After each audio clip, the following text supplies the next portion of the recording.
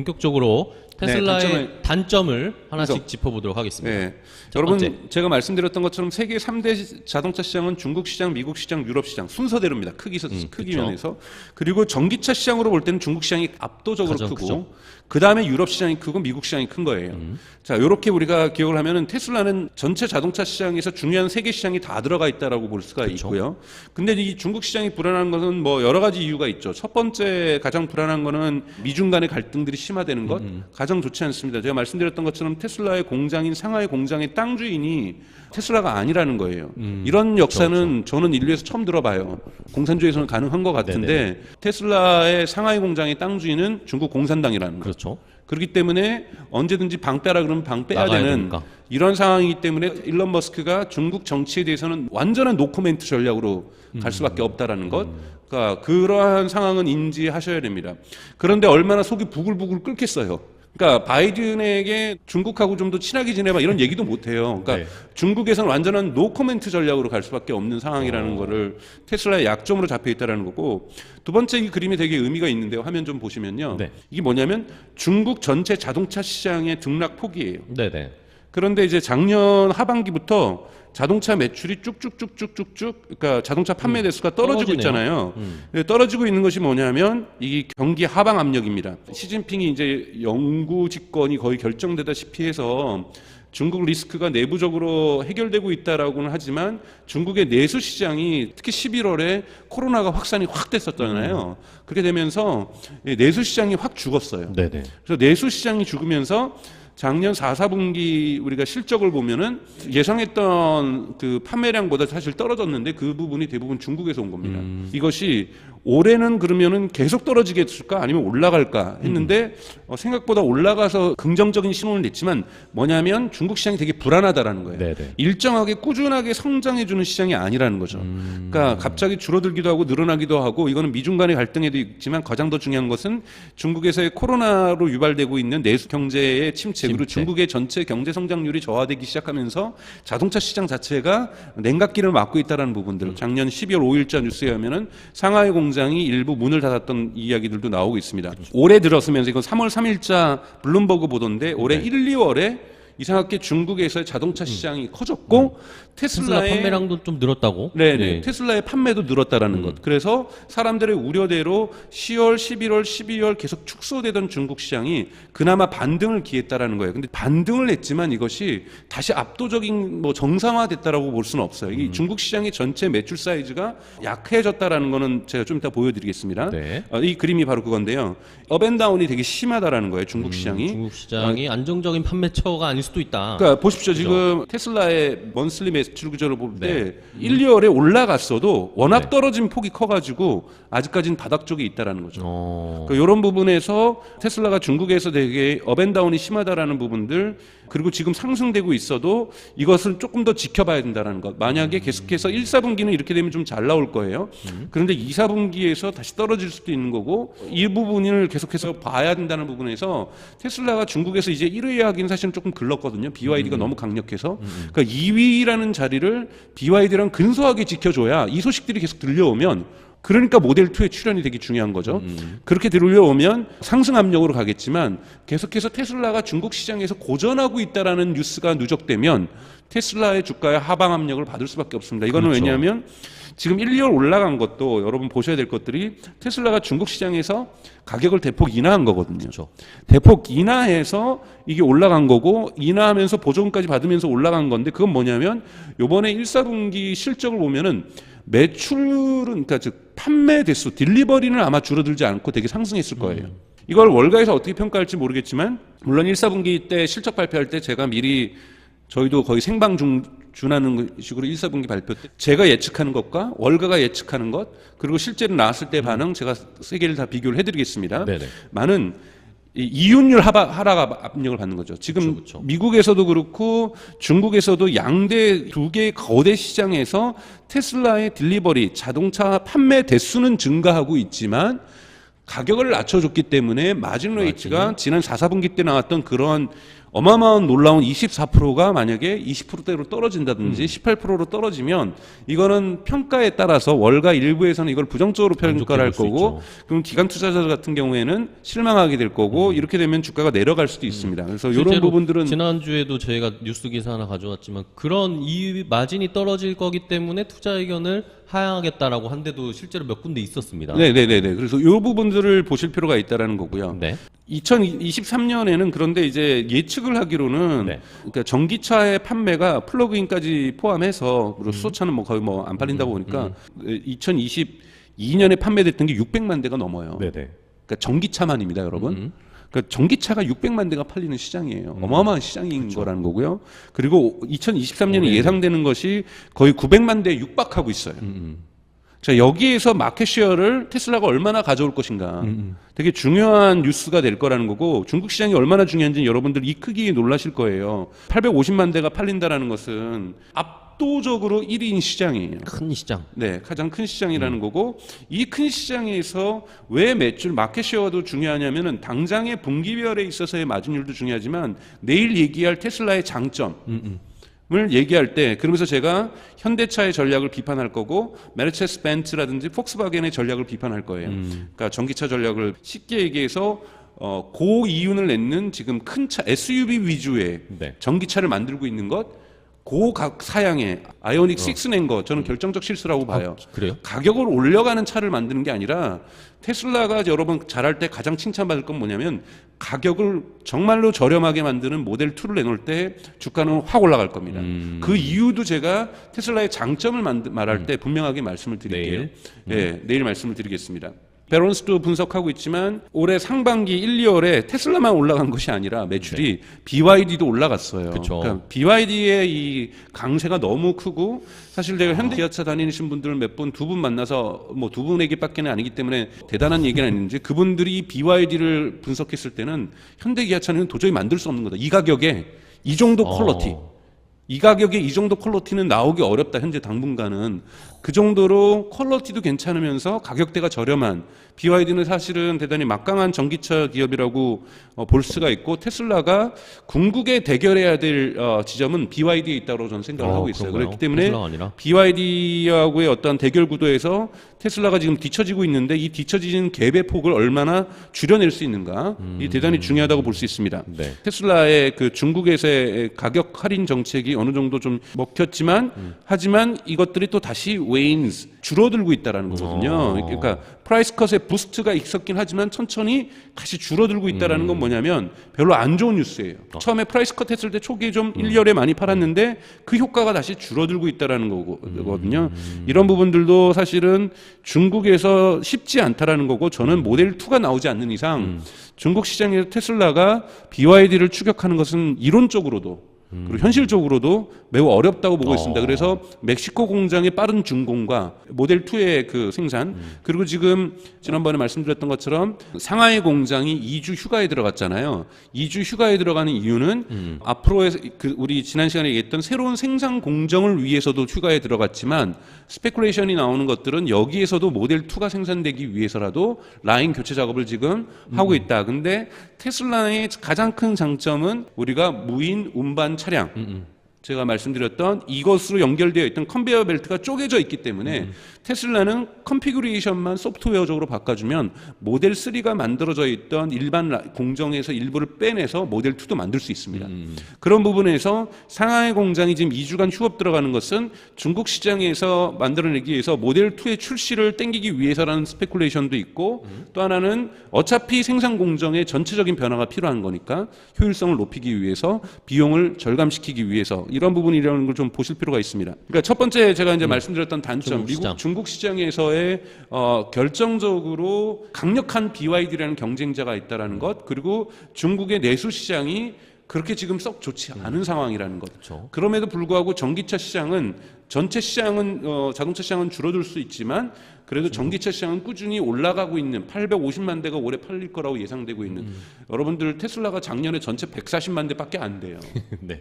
그러니까 그 규모의 차이를 끼는 거죠. 전 세계에서 테슬라가 140만 대 팔았는데 중국에서만 전기차 시장의 규모가 물론 여기에는 BYD의 플러그인 하이브리드를 지금 포함하고 있는 거지만 플러그인 하이브리드가 20-30% 되긴 되지만 네네. 850만 원대라는 건 어마어마한 시장이라는 겁니다. 그럼 결국에는 중국 시장이 엄청 우리나라 기업들도 사실 한 단계 레벨업하면서 돈을 많이 번 건 중국 시장에서 뭔가 판매하고 중국에서 매출이 나오는 기업들은 한 단계 기업이 레벨업 됐잖아요. 그런 거가 마찬가지로 테슬라도 중국 시장에서 많이 팔고 잘 팔아야 어쨌든 주가도 더 잘 갈 수 있고 그런 것인데 중국이 경기 저는 그래서 현대기아차 침체나. 주식에 대해서 별로 안 좋게 평가하는 이유가 중국을 공략 못하니까. 중국을 공략을 절대 할 수 없어요. 왜냐하면은 내려가는 모델이 아니라 제네시스에 집중하려고 하잖아요. 그러니까 비싼 마진율 높은 것 이런 거는 유럽에서도 안 돼요. 유일하게 작동할 수 있는 게 미국이거든요.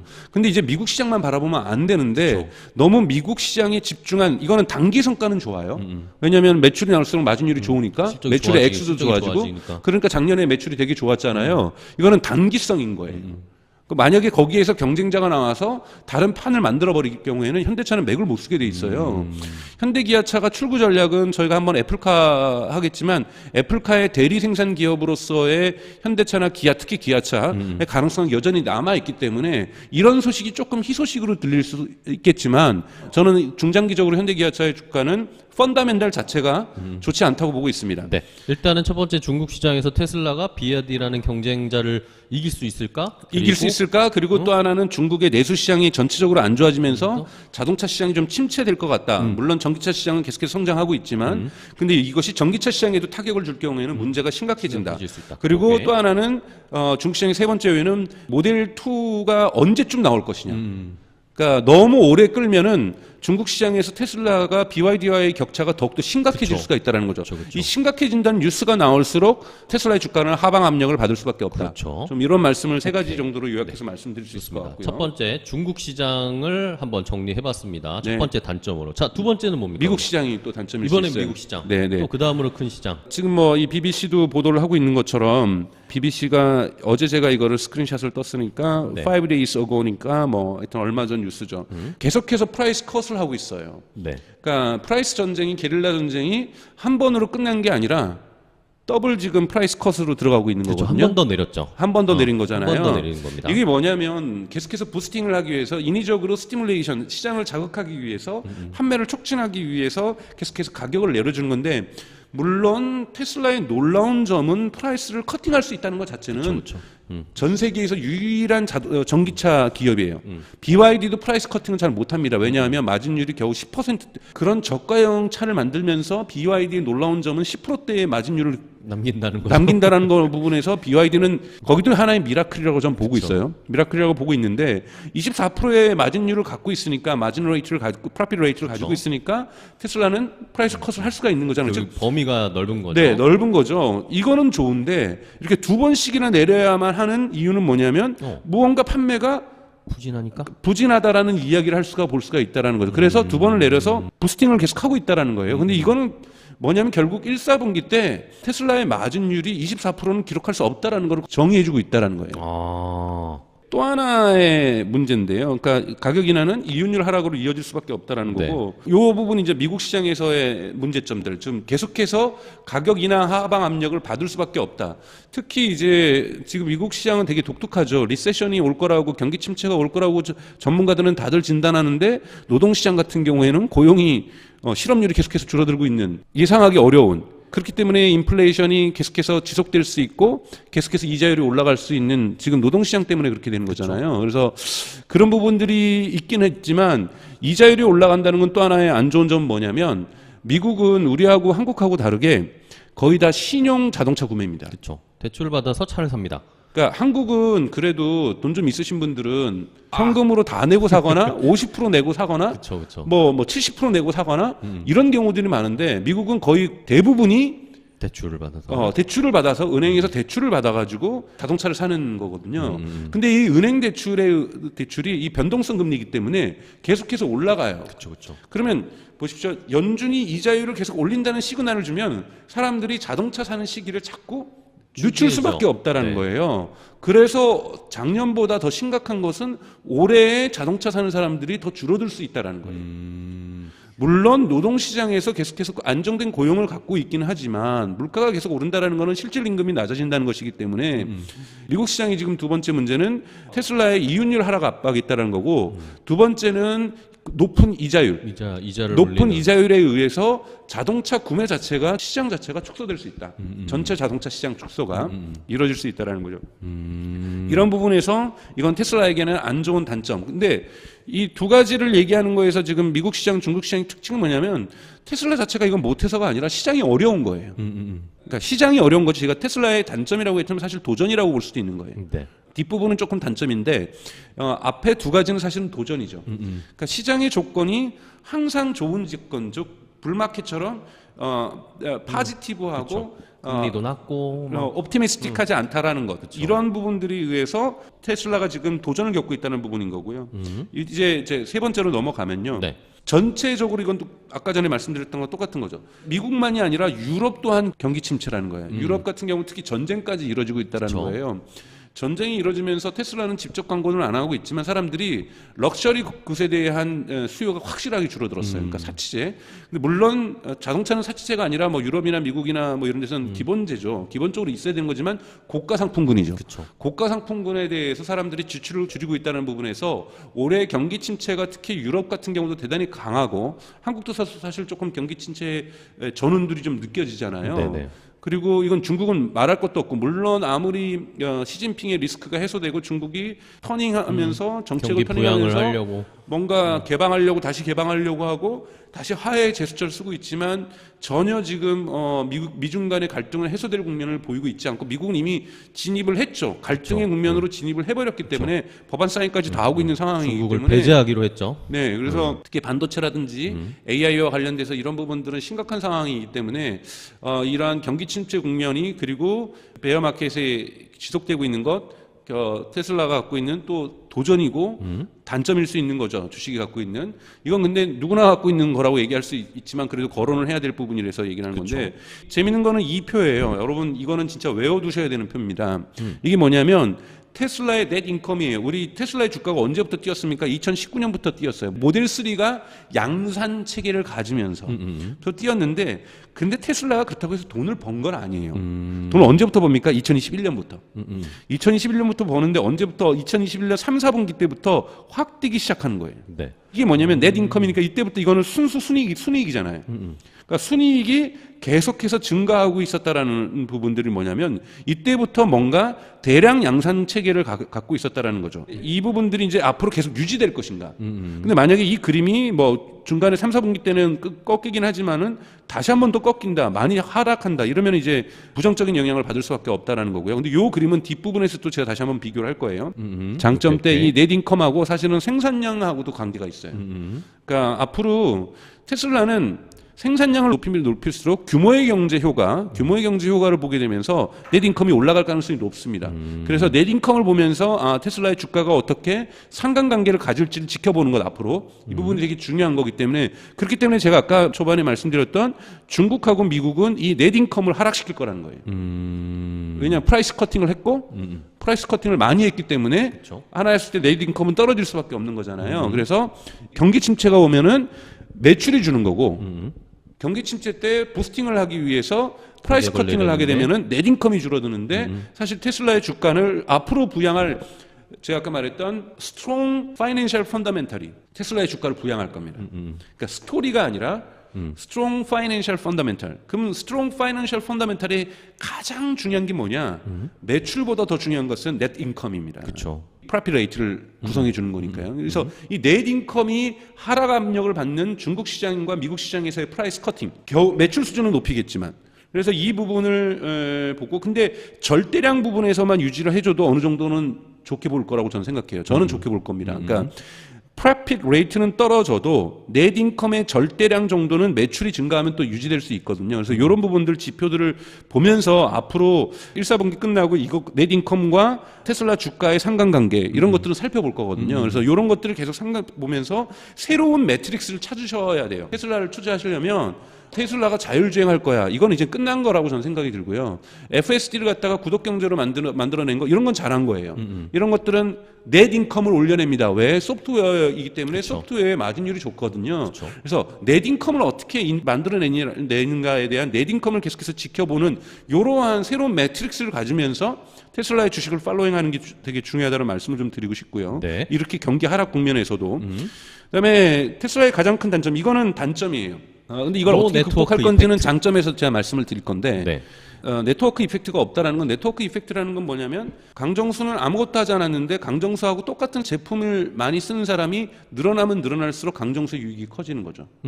예를 들자면 휴대폰을, 이거 스마트폰 말고 우리 피처폰이라고 생각하죠. 네. 제가 피처폰 갖고 있다고 해서 저의 유익이 막 커지는 게 아니라 피처폰을 갖고 있는 다른 사람이 증가해야 내가 통화할 수 있는 사람의 잠재적으로 많아지는 거니까 저의 유익이 커지는 거죠. 그렇죠. 이거를 우리가 네트워크 이펙트라고 얘기를 합니다. 이거를 직접 네트워크 이펙트라고 얘기를 해요.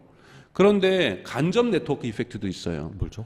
예를 들자면 여기에서 앱스토어에서 당장에 제가 앱을 쓰지 않더라도 앱스토어에 계속 앱들이 늘어나면 저는 잠재적으로 언젠가는 그걸 쓸 수가 있기 때문에 저에게 유익이 옵니다. 네, 그렇죠. 그리고 개발자 앱을 제공해주는 사람들 입장에서 보더라도 아이폰을 쓰고 있거나 특정 안드로이드 폰을 쓰고 있는 사람이 증가하면 증가할수록 잠재적 고객 시장이 커지기 때문에 늘어나는 거죠. 유익이 와요. 서로 다른 집단에게 유익이 갈 때 우리가 이걸 간접 네트워크라고 해요. 예를 들자면 신용카드가 대표적이에요. 카드 가맹점이 많아지면 많아질수록 유익을 보는 사람들은 카드를 가진 사람들이에요. 그렇죠. 카드 가진 사람들이 많아진다고 해서 예를 들면은 호수님도 카드 있고 저도 카드 있다고 해서 서로에게 유익이 있느냐? 물론 뭐 그런 건 있을 수 있냐. 오늘 호수님 카드로 긁지 뭐 이런 생각을 할 수 있어서 유익이 네. 있을 수 있지만, 제가 카드를 갖고 있는데, A라는 현대카드를 갖고 있는데 호수님이 현대카드를 더 가졌다고 해서 저에게 오는 유익은 아무것도 없어요. 그렇죠. 그런데 현대카드를 받는 가맹점 수가 늘어나면 늘어날수록 저의 유익은 커지는 거고 호수님의 유익은 커지는 거잖아요. 그래서 서로 다른 집단의 유익이 커지는 것을 간접 네트워크 효과, 이것이 커지는 과정, 간접 네트워크 효과라고 얘기를 해요. 그런데 이런 직접 네트워크 효과와 간접 네트워크 효과를 갖게 되면 위너 테이크스 올이라고 하는, 사실 구글이 성장한 것들, 페이스북이 성장한 것, 인스타그램이 성장한 것, 같은 메타라는 기업이 성장한 것, 그다음에 애플이 성장한 것, 아마존이 성장한 것, 이 테크 기업들이 성장한 거에는 네트워크 이펙트가 다들 갖고 있었어요. 네트워크 이펙트를 갖고 있으면 자신이 지배하는 시장에서 위너 테이크스 올이라고 하는 승자 독식 현상이 발생할 가능성이 높습니다. 그러면 전기차 시장은 테슬라가 다 먹을 수 있겠구나. 이런 생각을 할 수가 있기 때문에 네트워크 이펙트가 있으면 좋은데, 자동차에는 여러분 네트워크 이펙트가 없어요. 그런가요? 근데 네트워크 이펙트를 만들 수 있는 방법이 있는데, 그건 테슬라의 장점할 시간에 얘기하지만 단점은 뭐냐면, 한번 생각해 보세요. 어떤 동네에 사세요, 여러분들이. 거기에 테슬라가 지나가요. 네. 누군가 그걸 산 거예요. 아파트 단지에 있다고 생각해 보죠. 테슬라가 산 거예요. 그러면 쿨하고 이쁘잖아요. 그렇죠. 지하 주차장 갔더니 새로운 테슬라가 딱 있어. 그럼 이쁘고 쿨하고 멋있다. 갖고 싶고. 근데 어느 날 갔더니 뭐 이런 표현 써서 개나 소나 다 테슬라 갖고 있고 아파트 단지 주차장 갔더니 90%가 테슬라고. 네. 그러면 테슬라 갖고 있는 사람들이 유익이 커진 걸까요? 희소성이 떨어지는. 희소성이 떨어지고 뭔가 그쵸. 쪽팔리고 남들 갖고 있는 거 다 갖고 있는 네. 대중재, 커머더티가 된 것 같은 느낌이고, 그러니까 소나타 타는 느낌일 거 아니에요. 모든 사람이 만약에 그 마을에 마켓 쉐어가 90%가 돼버리면 네트워크 이펙트가 그러니까 없는 거예요. 오히려 쿨하지 않아지는 거예요. 그러니까 쿨 지수가 떨어지는 거죠. 떨어지는 효과가 있기 때문에 테슬라의 마켓 쉐어가 높아지는 것이 특정 지역에서 그렇게 좋지 않다라는 얘기가 되는 거죠. 그러니까 테슬라는 이러한 하드웨어, 제가 이게 장점에서 말씀드릴 것은 소프트웨어에서는 네트워크 이펙트를 추구할 수 있고 추구하는 방법을 얘기할 거고, 이 소프트웨어에서 추구하기 위해서는 테슬라가 어떤 전략을 쓰고 있는지 지금 잘 쓰고 있다라는 거고, 이거하고 정반대의 길을 가고 있는 기업이 현대기아차라는 거고, 그리고 폭스바겐이고 메르세데스 벤츠고 BMW라는 거예요. 하드웨어는 네트워크 효과를 만들어낼 수 없습니다. 테슬라의 하드웨어는. 네. 이것이 테슬라가 갖고 있는 숙명적인 단점이다. 단점인 거고, 이걸 일론 머스크가 알고 있다라고 저는 생각하고 있고, 이걸 극복하기 위한 전략을 쓰고 있어요. 이런 전략을 쓰고 있는 데가 테슬라고, 이 장점은 내일 말씀드리겠습니다. 테슬라고, 그 다음에 BYD고, 그리고 미국과 유럽 기업의 합병 기업이죠. 스텔란티스 같은 경우는 알고 있어요. 스텔란티스 같은 경우는 이거를 알고 있다라는 거고, 그래서 해자라는 단어를 많이 써요. 해자라는 건 뭐냐면, 한국에도 있었지만 사실은 유럽에 더 성이 많죠. 성 주변에, 평지의 성 주변에 우리는 산성을 쌓았잖아요. 산에다가 성을 쌓았으니까 문제가 없는데 평지에다 성을 쌓으면은 공격하기가 쉽거든요. 그래서 성 주변에다가 되게 두꺼운 연못을 팝니다. 이거를 해자라고 얘기를 해요. 물을 파죠. 이게 모트라 그래요. 그러니까 뭐냐면 내가 한번 마켓 쉐어를 20%를 테슬라가 장악을 했어요. 그러면 해자를 만들면 못 쳐들어옵니다. 그쵸. 미국 언론이나 경영 분석에서는 전략 분석에서 많이 나오는 것이 이 모트라는 단어예요. 테슬라의 모트는 뭐냐? 옛날에 워렌 버핏이 뭐라고 얘기를 했냐면 슈퍼차저 이거 개방하지 말아라. 물론 워렌 버핏 테슬라에 투자도 안 하고 있지만 그거가 너의 모트다. 그랬더니 일론 머스크가 그런 걸로 모트 만들 생각 1도 없다. 딴 게 있다? 네, 그때 개방 논쟁하기 전이에요. 그러니까 슈퍼차저 갖고 나는 모트 만들 생각 없다. 근데 사실은 모트를 만들고 있는데 그건 내일 말씀을 드리겠습니다. 오케이, 알겠습니다. 그래서 테슬라가 갖고 있는 단점, 모델 다양성을 반드시 만들어야 돼요. 그렇지 않으면 소비자는 왜냐하면 자신의 차가 다르길 원한다라는 거예요. 그쵸. 근데 모델 3 아닌 모델 Y잖아요. 모델 X하고 저기 모델 S는 너무 비싸잖아요. 일반인들이 중산층이 살 수 있는 것이 아니라는 거거든요. 그래서 이런 부분 좀 보셨으면 좋겠다라는 거고 여기까지가 제가 지금 생각하고 있는 단점인데 사실은 세 가지는 다 도전이고 사실 단점은 네트워크 이펙트가 없다. 즉 동네 사람들이 아파트 단지에 있는 사람들이 테슬라 다 살면 테슬라가 쿨하지 않게 된다. 테슬라가 멋지지 않게 된다. 나는 가만히 있는데 다른 사람이 물건을 똑같은 나랑 동일한 물건을 사줬을 때 나의 유익이 커지는 게 네트워크 이펙트인데 테슬라는 오히려 부정의 네트워크 이펙트를 가지고 있다. 그것이 테슬라의 단점이다. 그런데 이 단점을 무엇으로 극복하느냐? 이게 천재적인 경영 전략이라는 거고 이 부분에 대해서는 내일 꼭 말씀드리겠습니다. 좀 질문을 한번 확인을 해볼게요. 일론 머스크 추종자님이 이야기를 해주셨어요. 마지막에 말씀해주신 네트워크 이펙트가 없다 테슬라가. 근데 아이폰을 많이 써서 그래도 사람들은 아이폰을 쓴다라고 네트워크 이펙트가 있어요. 뭐가 있냐면 하드웨어가 아니라 아이메시지. 미국에서 아이메시지 못하면 청소년들 사이에서 왕따 당해요. 그 다음에 앱스토어예요. 앱스토어가 네트워크 이펙트를 만드는 겁니다. 기계가 아니라. 네, 그러니까 앱이 많으면 많을수록 그래서 간접 네트워크 효과, 그러니까 즉 다이렉트 네트워크 이펙트가 있고 인디렉트 네트워크 이펙트가 있는데 애플 같은 경우에 아이폰은 간접 네트워크 효과를 가지고 있어요. 그리고 테슬라가 노리는 것도 이겁니다. 힌트를 약간 주셨네요. 오케이. 단순히 아이폰 기기가 아니라 그 안에서 활용된 아이메시지나 앱을 통해서 간접 네트워크 효과를 아이폰은 만드는 거다. 근데 테슬라는 그런 게 지금으로선 안 보이는데 앞으로 준비하고 있는 건 내일 알려드리겠습니다.